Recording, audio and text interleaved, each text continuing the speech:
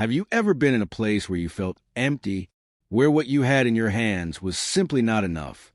Sometimes poverty is not just about money. It can also be about hope, about strength, about peace. But the Bible shows us something beautiful. When we have nothing, God still is everything. And He loves to surprise His children with blessings from unexpected places. Let's begin with a story from the Old Testament. A widow in Zarephath was gathering sticks at the city gate. The land was dry. Famine gripped the nation. Hunger was everywhere. She had only a handful of flour left and a little oil, enough to make one final meal for herself and her son.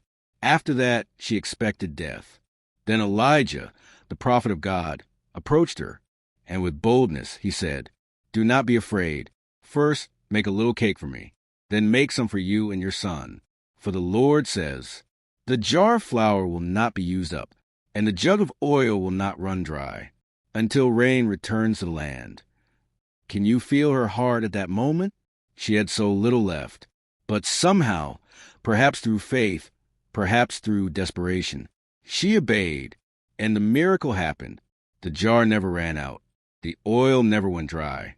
She and her son lived, day after day, through God's provision. Now, let's move into the New Testament.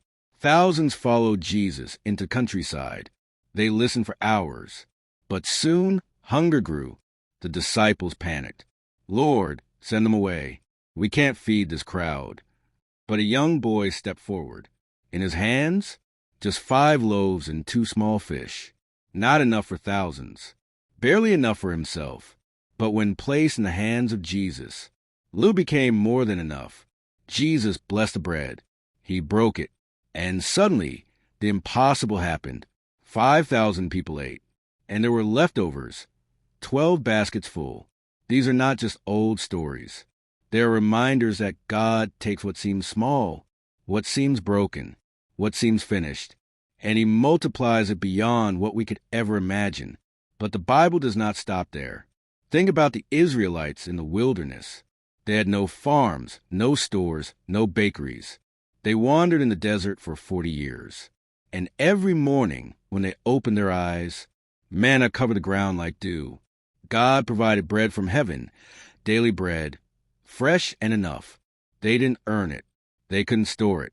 It was simply God's hand feeding His people, reminding them that man does not live by bread alone, but by every word that comes from the mouth of the Lord. Or think of another widow in 2 Kings 4. Her husband had died. Her creditors came knocking, ready to take her 2 sons as slaves. All she had was a small jar of oil. Elisha, the prophet, told her, "Borrow jars, many jars, and start pouring your oil into them."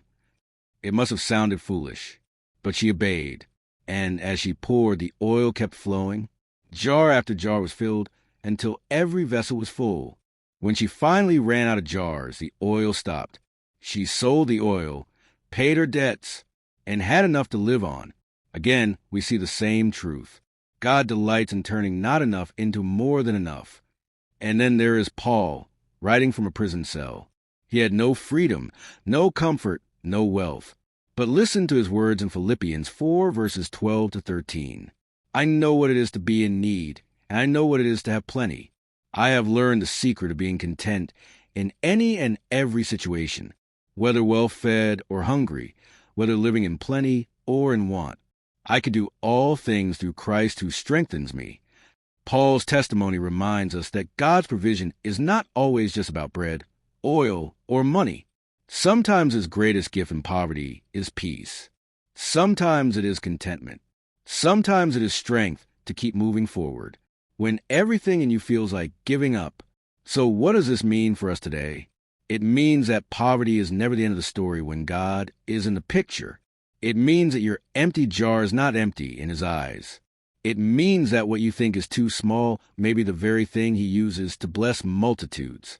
First, never despise small beginnings.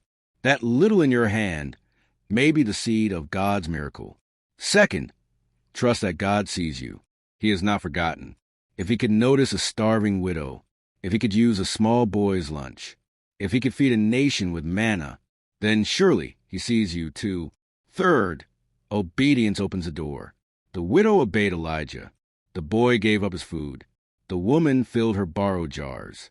Ruth followed Naomi's God, and behind each act of obedience was a blessing greater than they could imagine. Friend, if you feel like your jar is empty, if your strength is fading, if your hope is running dry, hold on. Your story is not finished, because our God delights in taking empty hands and filling them. And when he does, we will say, "This is the Lord's doing, and it is marvelous in our eyes." And if this message has blessed you, don't keep it to yourself. Share it with someone who needs encouragement today. Also, make sure to like this video, subscribe to Bible Timeless Lessons, and turn on the notification bell so you never miss a message. Stay blessed and keep seeking his face.